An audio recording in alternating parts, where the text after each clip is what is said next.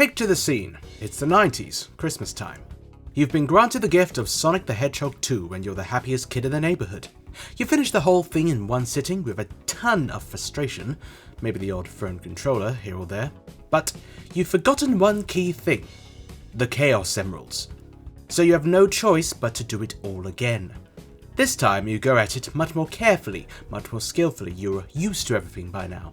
You hit all those checkpoints, painstakingly getting those 50 rings, feeling like you're going a bit mad with those last special stages, but you get there in the end.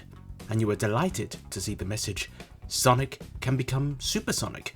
What could this possibly mean? You play the game normally, now at a more regular pace, and you hit 50 rings once more. You jump to kill a badnik and then BAM!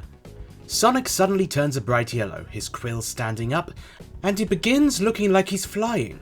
He's even faster, jumps even higher, and most importantly, he's invincible. He's a freaking Super Saiyan! And when you get that ending, you see Super Sonic flying through the air next to the tornado. It feels like a reward. Until you realise the game is now over and that glorious reward has vanished into the ether. But that's beside the point. I've always had a bit of a fascination with Super Sonic. Through my childhood, it was always the ultimate highlight of many of the Sonic games I played through the 2000s. Child me got a lovely little rush of adrenaline as soon as he saw that golden glow. And, well, actually, nothing's really changed. But to put it one way, I didn't learn about Super Saiyans because of Dragon Ball Z. I learned about Super Saiyans because of Super Sonic. We are not the same.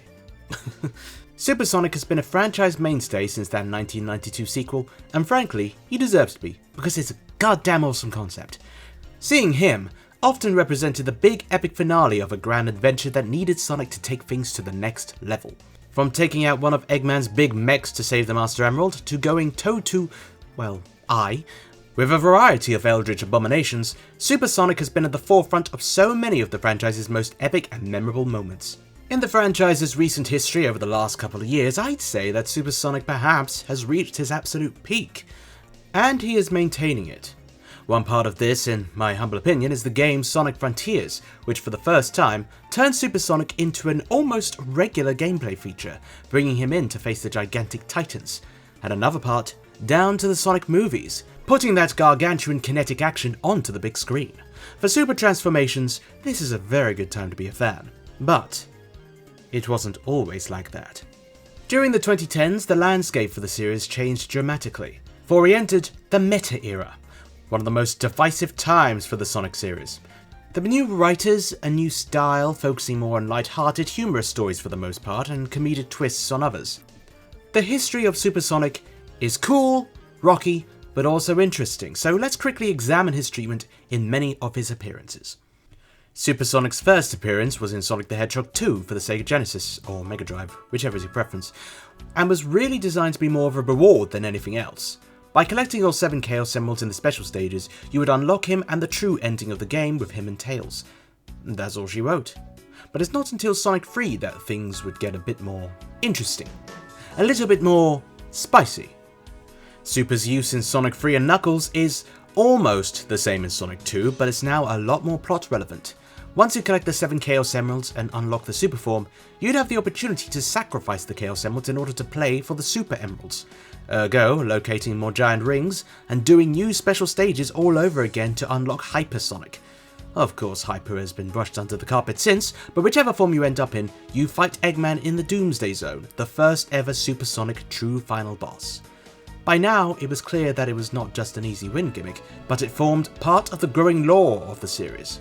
Fast forward a few years to the adventure games, and Super Sonic has been switched to story usage only, specifically to the true final boss battles, facing off against Perfect Chaos and Final Hazard respectively.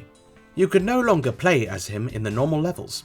This certainly bumped up the event status of Super and made him feel like the end game event. Sonic Heroes and the Sonic Advance and Rush games have you jump through a few more hoops to unlock their true final bosses for Super, all utilising special stages for the player to reach and collect all the Chaos Emeralds much like in the classic trilogy.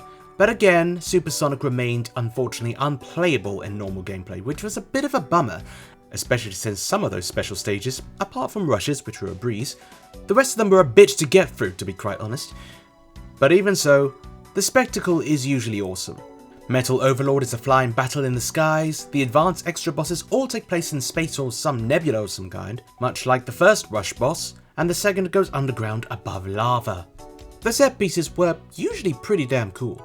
Sonic 06 and Sonic Unleashed had subsequently reverted to the adventure game situation of having their true final boss be unlocked with the plot, as opposed to the special stages. But again, these were treated as Earth-devastating events, with Solaris and Dark Gaia both being ultra-powerful god-tier creatures that needed to be put in their place.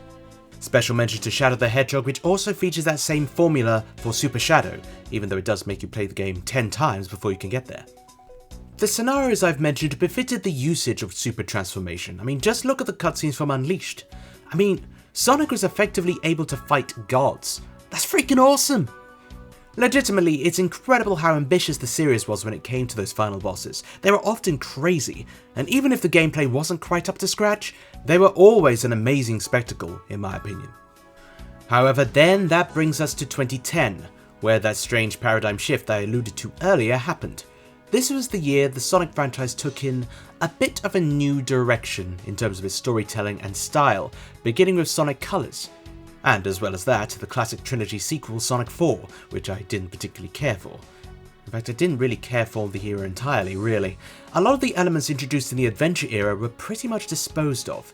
Sonic was now the only playable character outside of spin-offs and DLC.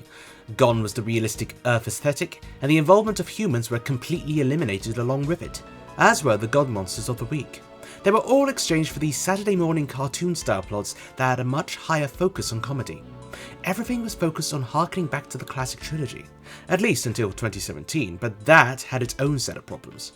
Not only that, the secondary characters like Knuckles, Amy, and especially Shadow very much had vastly reduced roles in the series, so we primarily had the bare combination of Sonic, Tails, and Dr. Eggman, as it was back in Sonic 2.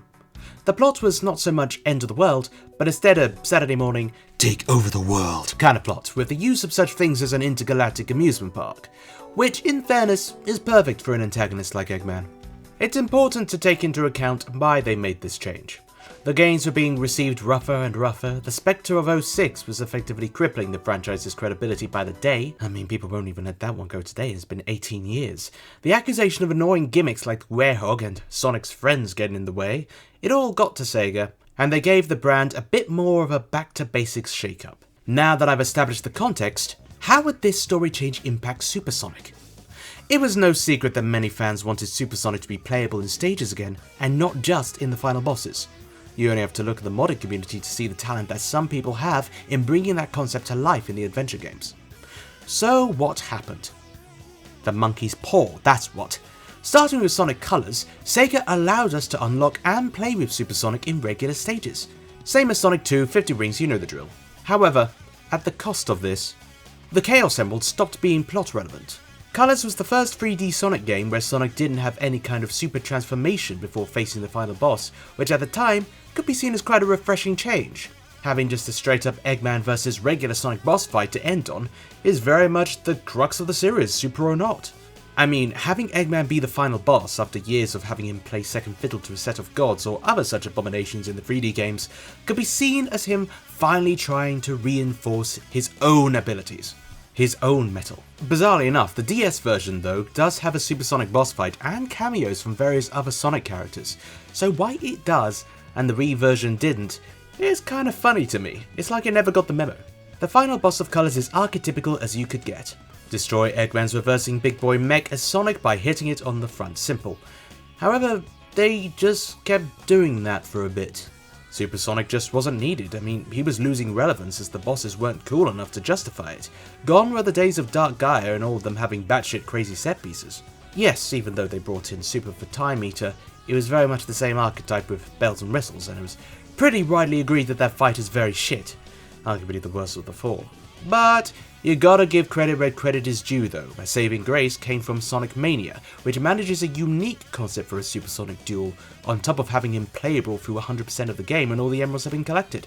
Having him face off against both Eggman and the Heavy King, while they're both fighting over the Phantom Ruby, is such a good concept even if it is just a bridge into forces. It was genuinely such a distinctly structured fight, allowing you to switch between flying and running at your leisure. Honestly quite unique. Superb. But in the 3D world, the Golden Boy was reduced to the same thing he entered this world into. A bonus unlockable gameplay gimmick. Or paid DLC for forces for a hot minute. I mean, my god, what were they thinking? However, 2022 was a special kind of year, because that is when the Renaissance kicked off. In the background of the game series, Sonic was establishing itself as a movie franchise starring Ben Schwartz as Sonic and Jim Carrey as Dr. Robotnik. After a false start, the first movie was received pretty decently. In 2022, a sequel was released, introducing to the big screen Tails, as played by his incumbent game voice Colin O'Shaughnessy, and Knuckles, voiced by Idris Elba, and also the lore of the Chaos Emeralds, and of course, Super Sonic.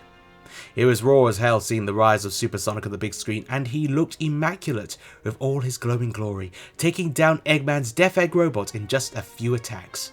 And then, using his power to summon a chili dog. I mean, you gotta respect it at least. I love it personally, it's hilarious. The movie was a box office success like his predecessor and put bums on seats worldwide, making $405 million. And with Super Sonic in particular, it has taken that character and put him before the general populace. Later that same year, however, the first proper installment in the Sonic series after 5 years since Sonic Forces finally arrived. Sonic Frontiers. Frontiers was a unique game. It was imperfect, but it had charm. There were many flaws, but I sure as hell don't care all that much. I had a magnificent time with it despite the pop-in, but I digress. Frontiers was unique in the way that its entire formula had Super Sonic at its very core. You engage in challenges in the open zone to collect the Chaos Emeralds, become Super Sonic, and fight off a Titan. Which means your first Super Sonic boss fight will take place a quarter of the way into the game. That is awesome and has never happened before in the franchise. It put into perspective the real scale of these fights and the strengths of the enemies that Sonic has to take down. I mean, he is the size of a bee compared to the Titans. And not just that, but the gameplay of Super Sonic has been overhauled and evolved. No more were you just dashing into enemies as you had been previously. No. Sonic now had the ability to kick the shit out of his enemies with phantom projections of his combat moves. The same moveset as regular Sonic in that game, but ramped up to 11. It was amazing. And not to mention the fact that Super Sonic fights are always accompanied by a kick-ass song, and this time you get multiple kick-ass songs. Fighting Giganto to the power song that is undefeatable was such a moment on the first playthrough. Then you take on Wyvern to break through it all, and when it gets to the second section you feel like you're about to ascend. Find Your Flame vs Knight was hardcore to the max, and just when you think things couldn't get any better, Sonic cuts the bugger in half with his own giant sword. It was ridiculous in the best possible way. The end game of Sonic Frontiers was definitely controversial. In the base game, Supreme was easily the weakest boss fight of the lot, feeling like a reskin of Giganto with a new phase. But it brought in that old tradition of having the game's main theme played during the final boss. I mean, that is never not awesome when the tune is just that badass. Following this was a weird space shooter segment with the end, which was an odd choice to finish the game, but there's that. And yeah, not many people were actually happy with that. Whilst it had an awesome Supersonic QTE to end it, the whole endgame was still a bit underwhelming. However, Sonic Team took note of this and decided to put it right. Enter the Final Horizon. This was a DLC package released a year after the base game, in order to expand the final island and revamp the much derided final boss. And not only that, it made Tails and Knuckles and Amy playable in a 3D Sonic game for the first time since Sonic Boom Rise of Lyric, not including the racing games, and in terms of mainline 3D Sonic games, the first time since Sonic 06. Which, when you think about it, that's a ludicrous amount of time. The DLC involves Sonic going on trials set by the Master King to unlock the power his cyber corruption can grant him. The key attraction about this DLC was the revamp of the final boss. There are so many new platforming segments, but one of the big draws was the end, part 2, the whole new version of the Supreme, and it all looked quite intense. Instead of the shooter minigame, we have the end take control of the Supreme, mutating it into a more powerful, vicious, and bestial form to engage Supersonic. Of course, this form is too powerful for Supersonic to take on, so utilizing his cyber corruption, he ascends into a new form, Super Sonic 2. Yeah, we're getting all Dragon Ball Z in this power scaling. The whole fight is filled with vicious set pieces and a real atmosphere of kinetic dread. but it all makes Super Sonic look just so awesome. There's one particular moment that I just want to highlight because I adore it.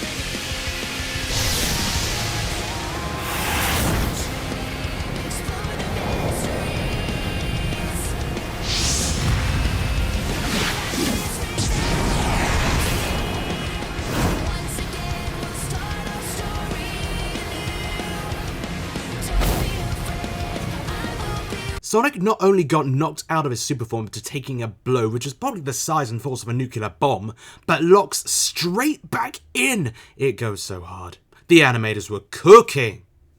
After a fierce fight, Sonic manages to launch the End close to the moon, to which he teams with Eggman to finally destroy it. He uses up all of the cyber corruption and transforms into Super Sonic Cyber for one of the best references to Sonic X's Meta X saga that this guy has ever seen.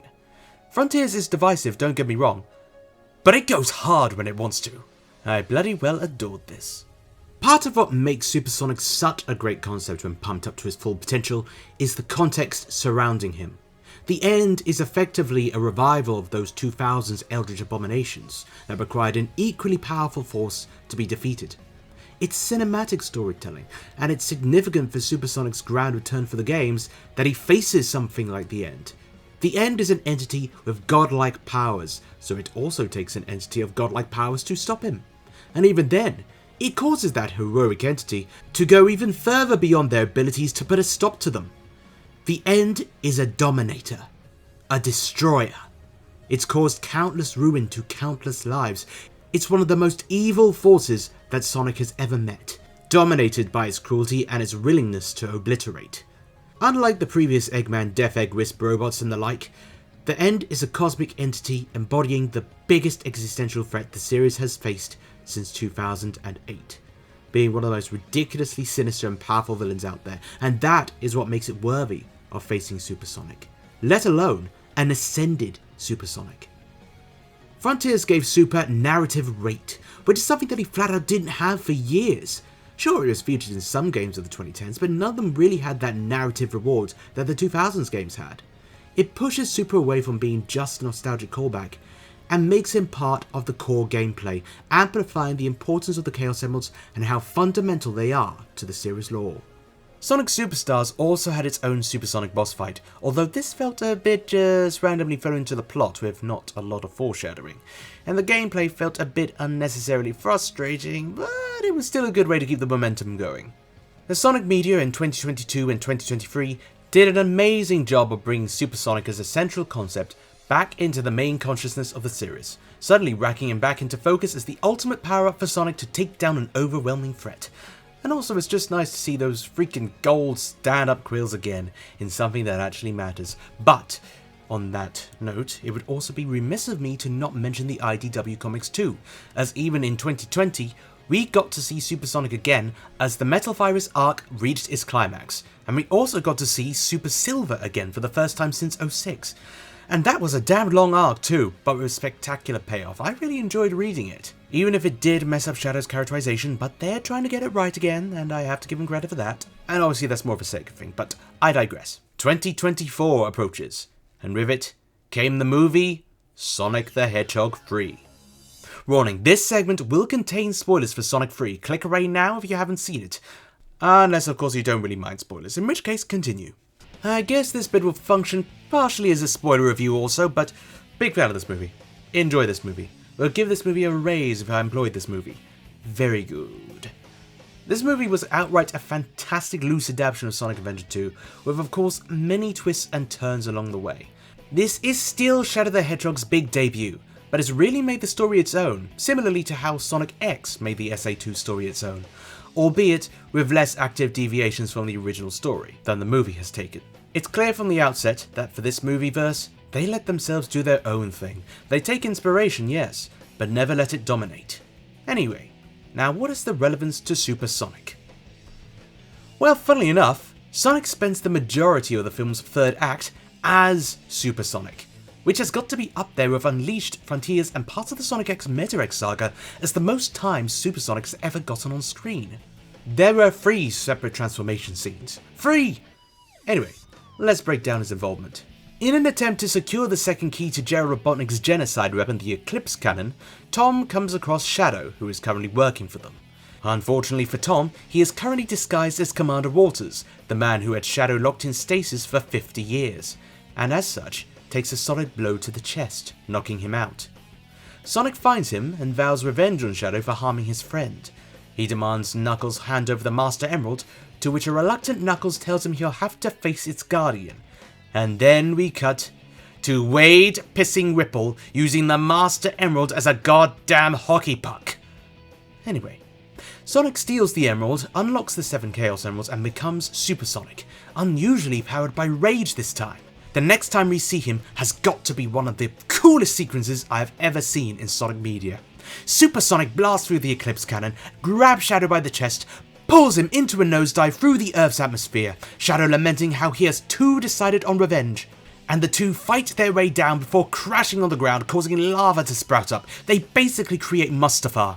Shadow uses Chaos Control to catch Sonic off guard and pulls a Knuckles, knocking the Chaos Emeralds right out of him. And the two quickly go for the falling emeralds and become Super Sonic and Super Shadow, and quickly engage in a goddamn Dragon Ball Z Super Saiyan battle which takes them across the world. This is only the second time in the franchise history in which the two have fought each other in their super forms, the first time being Sonic X's Meta X saga. This one, of course, is infinitely better animated. Eventually, Sonic is knocked down for a bit, and Shadow rants about how Sonic never truly cared about his family. Unfortunately for him, all this does is give Sonic the energy of a rageful Peter Parker in Spider-Man 1, and he punches Shadow to the freaking moon!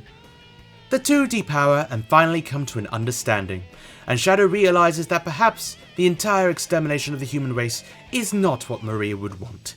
And the two transform again, but this time it's special, because they transform to the goddamn riff of Crush 40's Live and Learn. Live and Learn is in the movie, and it is awesome.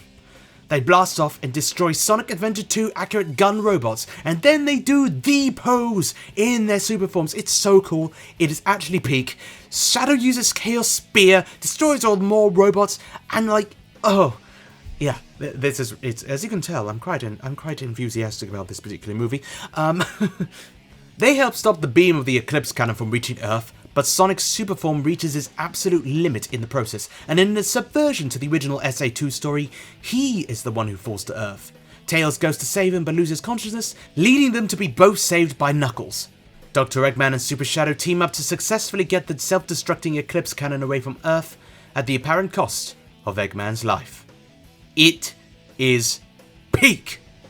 Super Sonic is utilised magnificently in this movie as it actually plays into Sonic's arc. It isn't just a power-up here, it's not just a last-minute superpower to save the day, this is Sonic on a quest for revenge. The form is used by him to convert his anger into power as he takes on Shadow. Sonic attacks angrily and desperately, leaving himself open. Shadow attacks skillfully and tactically, making him the superior fighter. It's got vibes of Anakin vs Obi-Wan, Goku vs Vegeta. It's got such kinetic energy and depth to it, it's remarkable, I have to say. And the fight is barely even that long.